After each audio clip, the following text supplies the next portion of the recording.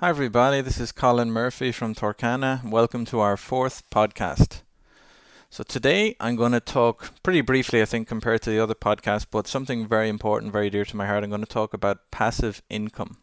And I'm talking about because I recently read an article that described three main ways to earn a passive income. And by passive, I mean you have money that works for you, not the other way around. Normally, most people go to a job, they do certain tasks, they get paid at the end of the month. That's working for money. Money working for you is when you have assets, and there's lots of different asset types, but those assets produce an income for you. And for a lot of people, that's the holy grail of a career. I mean, for me, it certainly is figuring out how to build up a large passive income stream.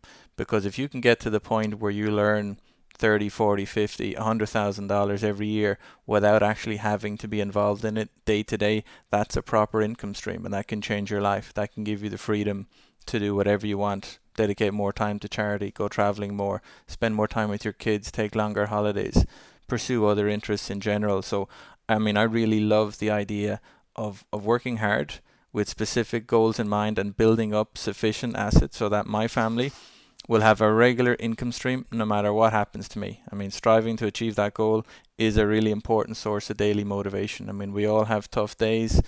We all drag ourselves out of bed in the morning. We all, many of us will work late into the night. For me, whenever that happens and it's getting a bit difficult, I just think back to the goal. And what's the goal is to earn passive income. So what are the three ways in that article I read to build a passive income? I mean, the first of the three ways is to either start or invest directly in a business and build it up to a point where others can run it for you. I mean, I have huge admiration for people that are able to do this. You have people that literally do it again and again and again. It could be something reasonably straightforward, like setting up a Starbucks franchise and building it up and hiring a manager and hiring your baristas and getting other people to do it for you. So all you do is manage it from the back end, manage the strategy of the business. It could be a real estate agency where you build it up to a place where you have other people that are running it for you and you're just taking a back seat. It could be, you could be investing in startups, clever young people with innovative ideas. You might want to invest in those businesses. And so there's a load of ways you can do it. I mean, start a business and then pass it on to somebody else. That's a really good way of earning a passive income, but difficult. The second way, which isn't so difficult, is to buy stocks, shares, bonds that will pay you regular dividends and, if you're lucky, increase in value over time. And obviously some people, Warren Buffett comes to mind, are just naturally brilliant investors. They know how to make double-digit returns year after year, decade after decade, no matter what the market throws at them.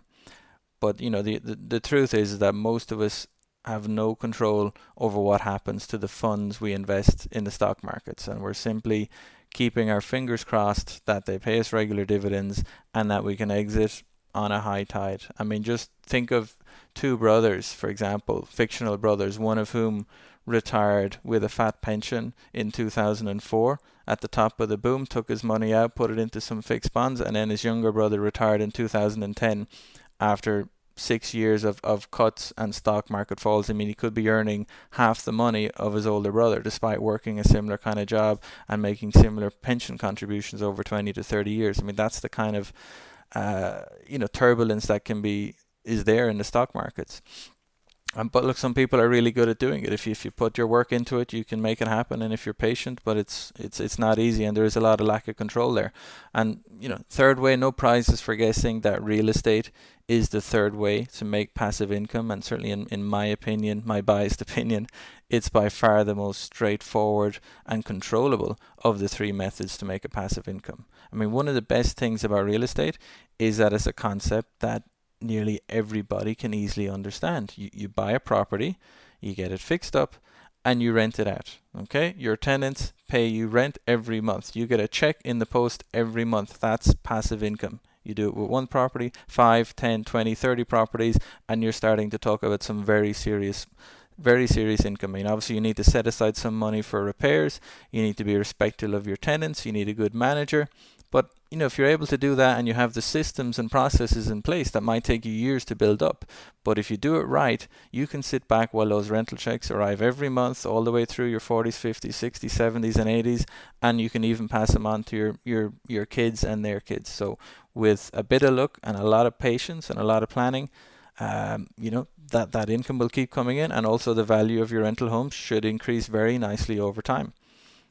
So, while real estate might be an easy concept to understand, to grasp, I mean, that obviously doesn't mean that sourcing and buying and preparing the right kinds of homes is easy. I mean, as I mentioned in podcast number 3, it requires a lot of discipline and a lot of attention to detail, but anybody can do it. Literally anybody can do it if you're patient and you'll work hard. So I'm fortunate, I'm very fortunate that I work in a business that helps busy people build strong rental portfolios. That's my main job, is helping people to build rental portfolios. And the beautiful thing about it is that the better I get at helping people to build these passive income streams, the easier it is for me to build my own.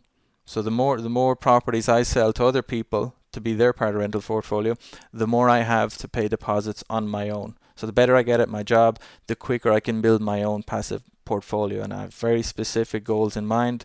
I look through them literally every other day. I read them out loud. I know what I want to do. I know how many properties I want to sell this year, next year, the year after. I know how many I want to buy for myself.